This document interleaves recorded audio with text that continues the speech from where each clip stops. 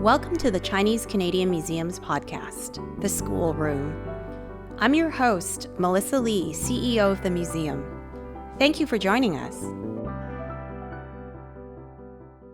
So, the 2024 Olympic Games are just around the corner with the opening ceremony on July 26th in Paris, France. On this episode of The School Room, we will be exploring the story of the very first Chinese Canadian Olympian, Chun Hon Chan. Chun Hon competed in weightlifting in the 1968 Olympics in Mexico City, as well as the Munich Games in 1972. Today, we are joined by two of Chun Hon's children, Debbie and Derek Chan. Hi, Debbie and Derek. Welcome to our show. Thank you for having us. Thank you. Yeah. So nice for both of you to join us. So I'm just going to begin for both of you to introduce a little bit about your father to our listeners from your point of view, your earliest memories, or what really stands out. What I remember is my father constantly training.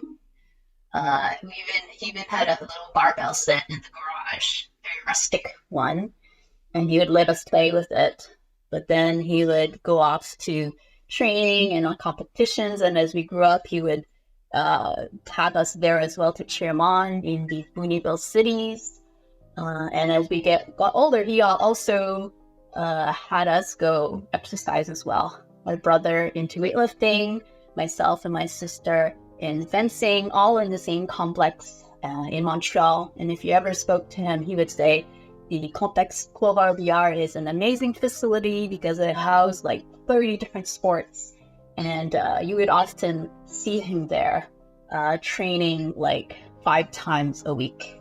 My mother later said to me that she found it a bit odd that he would go so much, but I said to my mother that that was his way of stress release, because we had restaurants on and off during our lifetime, and for my father to let go of his stress, the daily grind, he would go exercise, meet with his friends, chat with them, go to competitions, and he kept on going to competitions until right before he passed away. For those of you who don't know, in weightlifting, after a certain age point, they're called masters level competition. What was the age group, Derek? Do you remember? Is it 30, 35? Yeah. Anything over 35 years old, I believe. Yeah. And what struck me was that at those competitions, you would see 90-year-olds weightlift. And if my dad had lived today, he would still be there.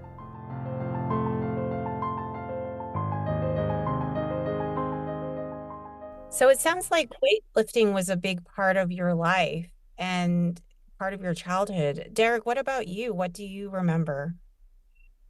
It's very much like my sister was saying. I mean, we grew up around him lifting, so we would go to these small little towns, watch him lift, and I drive in the car hours on end and watch all different people lift. Also, because we wouldn't just go to watch him lift. We'd watch his friends lift. So that was very normal for us growing up, and I don't know that I knew anything different. And then so my dad was my first coach. I started Olympic weightlifting when I was 9 years old, so I thought that was completely normal.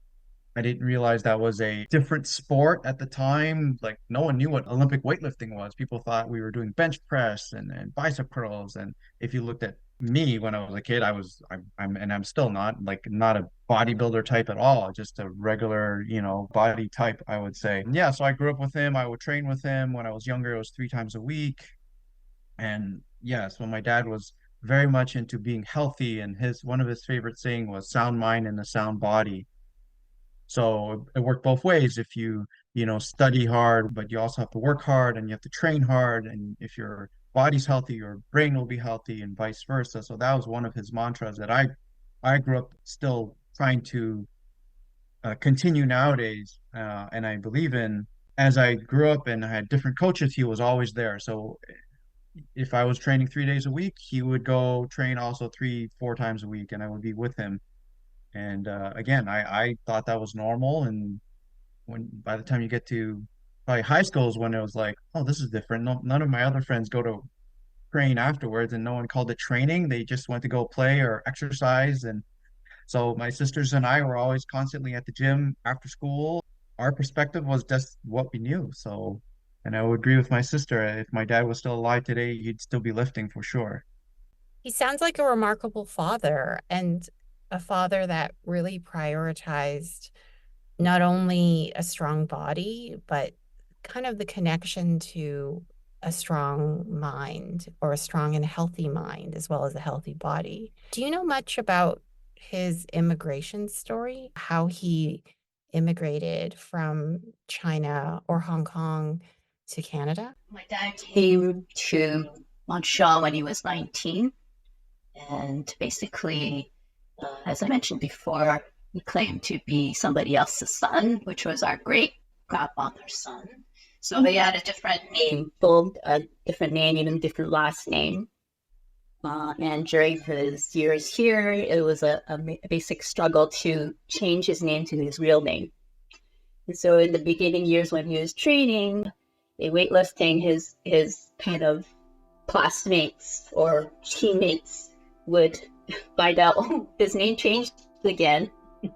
And he mentioned that he was given a choice at 19, either come here kind of by himself without the rest of the family that he knew, because my great-grandfather came here, he's never met him before, or stay in Hong Kong and wait for the next chance to come to Canada, and who knows when that would have been. So he said 2 months before his high school graduation, because at that time, even just to study in school, to finish on time was not an easy feat. He decided to come to Canada and start his life here.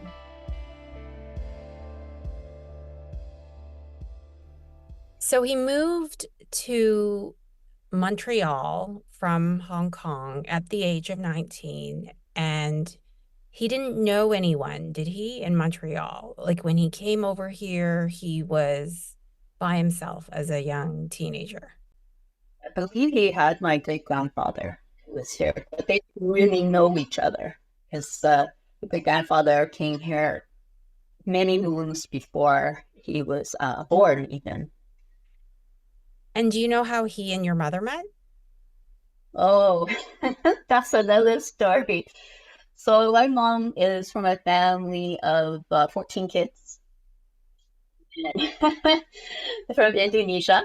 And my mom's cousin lived in Hong Kong at the time.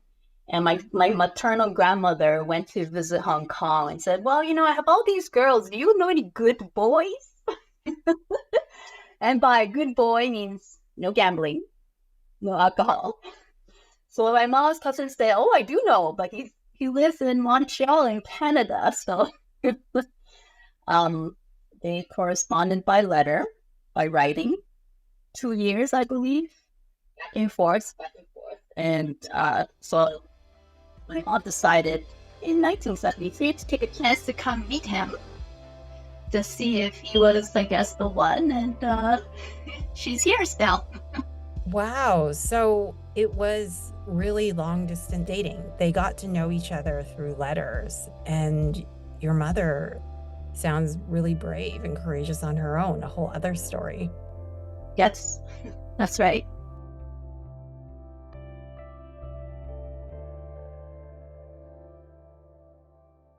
And what was it like growing up in Montreal as a Chinese restaurant family? I would remember the hard work that my parents went through, the long hours.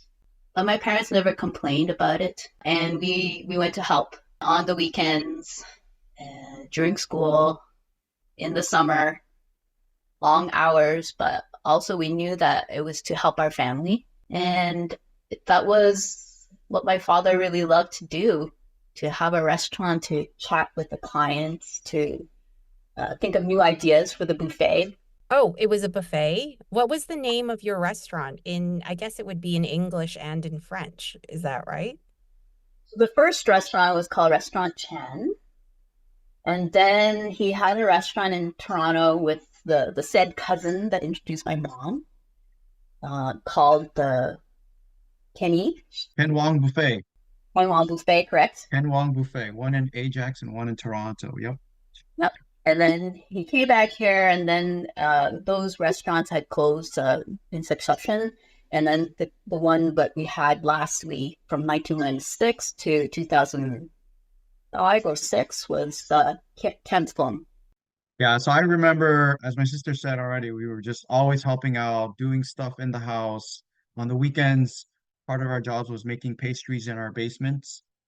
So when friends would come to our house, which didn't happen very often, they'd walk in and be like, "Wow, your house smells amazing," because we were baking cakes and making cheesecakes and pies. And for us, it was again normal, so we thought that was kind of normal. But we didn't really eat the pastries that we made, but I guess I could see how it would smell really, really good. And even a younger memory that I have, we my dad built a shed in the back of our house, and I can remember that he filled it with cabbage. And because the prices of cabbage went high, it was really expensive that one year or something. So we had I mean they were big bags of cabbage. They probably weighed like at least 20, 30 pounds each. And it was so much so that I kind of remember it coming out of my because my bedroom window backed up to that shed. It was part of the house. So I could open my window and walk out onto the cabbage, the bags of cabbage that were in the cabin, because they were saving it to make egg rolls, Wow. right? I think that's the one of the primary ingredients, right? So I never made them, but it was so we could have it for the restaurant. And so I still remember that when we have that was for the original Restaurant Chan restaurant. When I was a lot younger, that's when we had Restaurant Chan. So I did a lot more help at the last one, Cam Fu, which was the buffet. And then the ones in Toronto, we were older and we could help out. But yeah, it was just again just normal. We would just be helping out, and that was our jobs. I never held. I don't think any of us held a summer job, right? Like, Well, I did actually. In 1997, I tried to do the 60-hour a week that my dad did, and oh my gosh, I was like, wow, I don't know how he did it. yeah, Uh, but then again, I went from school to doing 60 hours a week, and it was so tiring.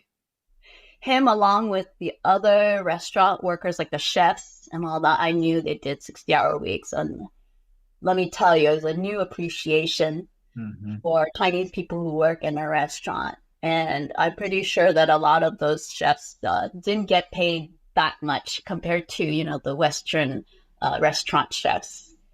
But that was what they knew. And was there a difference in menu between your Toronto restaurant or your Montreal restaurant? I'm just thinking about French Canadian taste versus Anglo Canadian taste. Or was it just Chinese restaurant and then Canadian Chinese food? From what I remember, it was Canadian Chinese food. Maybe the only difference was in Montreal we had poutine on the buffet. You had poutine in the Chinese restaurant buffet? yeah. Uh, We had roast beef and a yes, whole turkey, roasted turkey.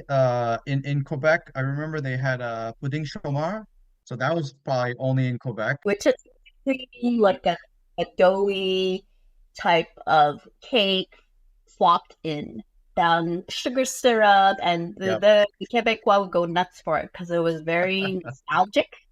yep, Uh, but so I'm pretty sure they wouldn't have that in the yeah. Toronto. I think the rest of it was pretty like staples of a Chinese buffet: fried rice, breaded deep fried chicken, the vegetables. I think both places had the grill, like the I guess it's called the hibachi grill. And did all of you speak French? And did your father speak French as well? Yeah, so we grew up speaking French from because we grew up in Quebec, we had to go to French school. And interesting, and I think well, my sister could speak more to it because she's still in Quebec, but there's a law where if your parents didn't go to an English school, you had to go to a French elementary school. But even so, we ended up going to English school all our lives, partly because our parents basically had to test out and be able to go to an English school. So we grew up yeah, from kindergarten learning French, and it's a requirement in Quebec to go take French classes all the way up through basically university. An interesting story for my dad was when he moved to Montreal, he didn't speak French. So he had to learn French, and the only way he could learn it for free, because he didn't have money for tuition, was there was a way to learn it, it was through the nuns. So, and to do that, he had to become Catholic. So he got baptized and confirmed and all that, and that was just so he could learn French.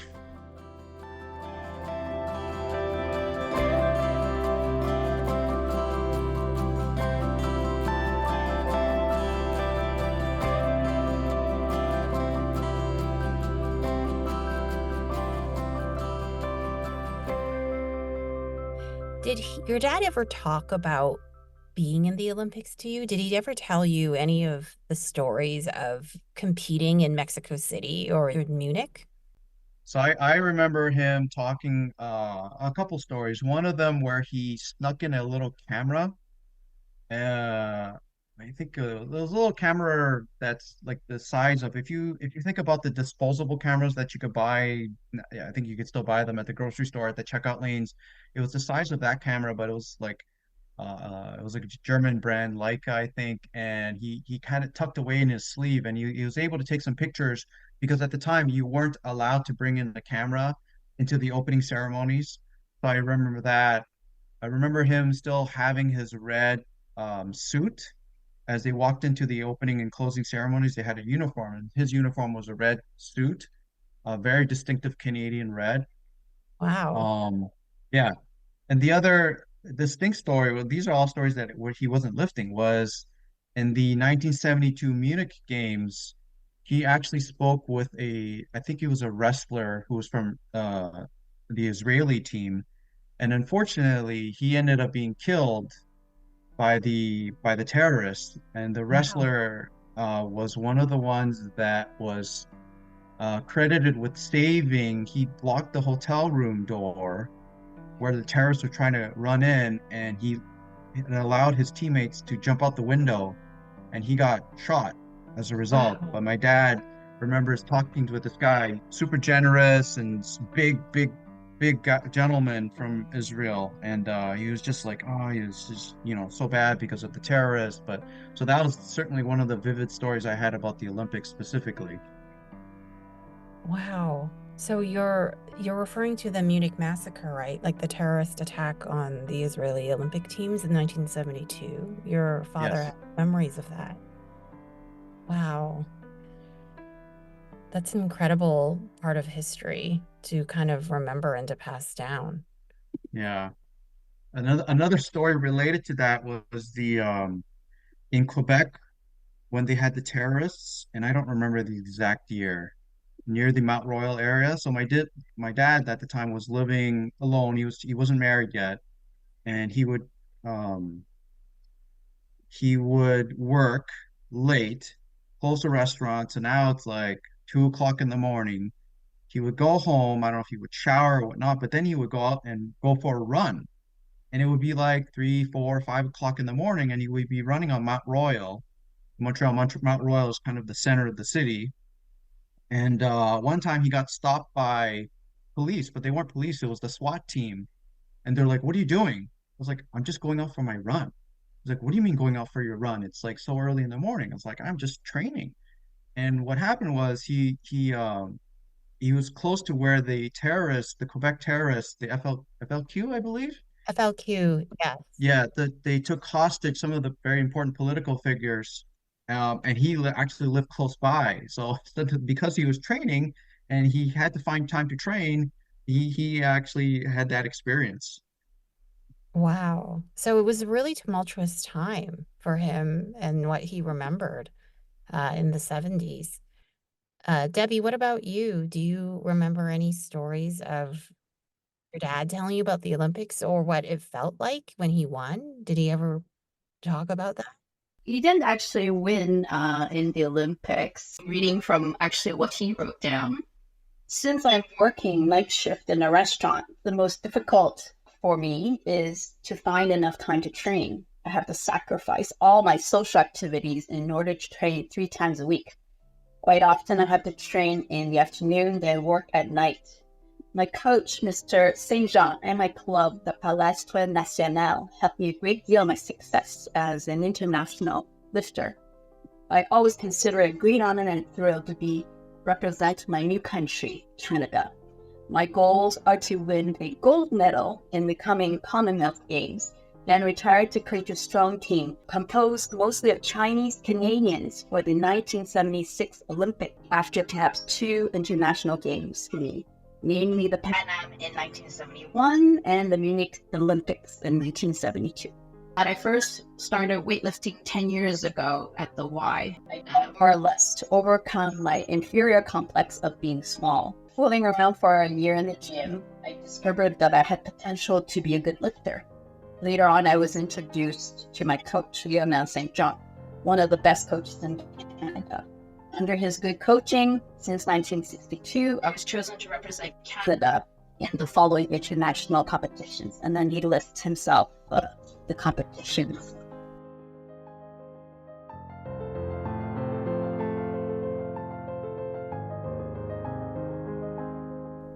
I find it really fascinating that he acknowledged like his body type was small, but that did not mean that he couldn't be strong and compete in the Olympics as a weightlifter. These, I mean, this sounds like an overall lesson that maybe one can take about life. Did you find that overall, this was something about a life philosophy that your father taught you? Yeah, very much for myself. So my dad was 5'2", and I can even remember a newspaper article clipping. So he was at the restaurant. I believe he was working at a restaurant called Chi Wong at the time in Montreal, and he was holding a tray, and the title is I'm pretty sure this is what it said, but it was not super PC at the time, but or for now, it wrote, is this the strongest shrimp in Canada? I was like, really? They're calling him a shrimp, but they're also calling him the strongest shrimp in Canada because at the time he was weightlifting, he was going for the Olympics, he had done really, very well in international competitions. So I'm just a little taller. I'm not even 5'6", but that's for myself, it's never bothered me. Like I'm usually the smallest guy in the room, but that doesn't bother me. It has its advantages to be short, and I don't really wish that I was taller. I know a lot of people do, but it was I again that was probably based from how my dad was. He was small but mighty, and that's the philosophy that I saw him grow up with, and I think I've taken that on myself in that respects. I believe some of his teammates called him Pocket Hercules. So even though he was small, he was like, I realized I was very mighty. And he never projected that inferiority kind of complex onto us. So I've never felt it, and I never knew until I read his notes. Right. So even just by living his life the way he did, he was really kind of combating stereotypes about what a weightlifter should or would look like, and even what a Chinese Canadian immigrant should or would do as somebody in Canada. One doesn't usually think about Asians being weightlifters for the Canadian Olympics. And so just even the way he lived his life, he combated stereotypes and acted as a model for both of you to live your life and be proud of who you are and not have to go the normal path. What kind of advice would you give perhaps to younger kids that are Chinese Canadians that may be dreaming this August as they watch the Olympics and wanting to compete in different sports? I would say follow your dreams because you never know where it will lead you. And to keep on trying your best. And I'm sure that your family, your parents, that's all they want from you,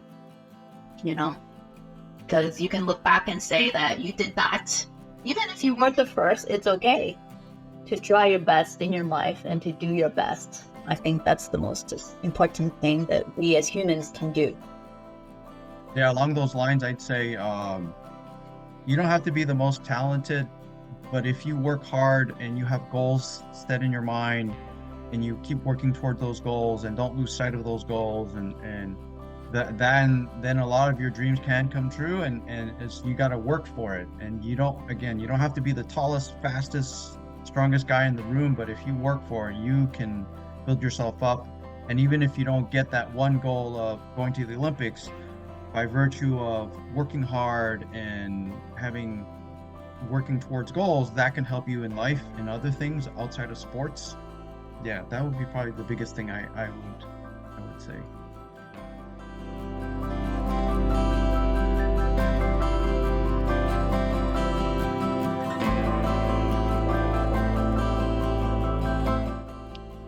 I have one more quick question.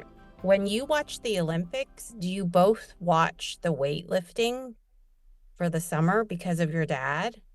I like to know definitely who's on top. And we used to have a good Quebec weightlifting team. I'm not sure this year if there is, but I think there should be. I heard there was some great female weightlifters. But at least I tend to watch the different sports, not just the swimming, but I like to know about the fencing that we used to do, and the judo, and also that my brother also did as well. Different sports. Much the same. I'll watch everything and anything. Certainly, if Olympic weightlifting gets broadcasted, I'll watch it.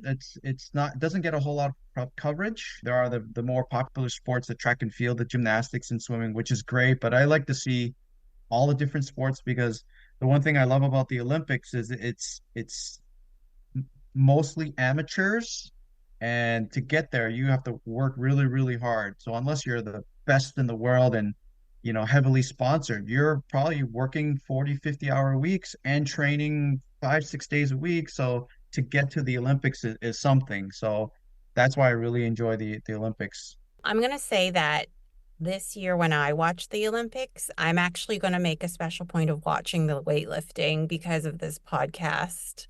And I'll be thinking of your dad's story. Well, thank you so much. That's really nice of you. Thank you both for sharing all of your memories of your dad and your mom and your story, which is so unique and special as part of the larger Chinese-Canadian story, the Canadian stories that make up Canada. Thank you for doing the story and for doing what you do at the museum. I think it's super important. So I look forward to visiting the museum the next time I'm in Vancouver.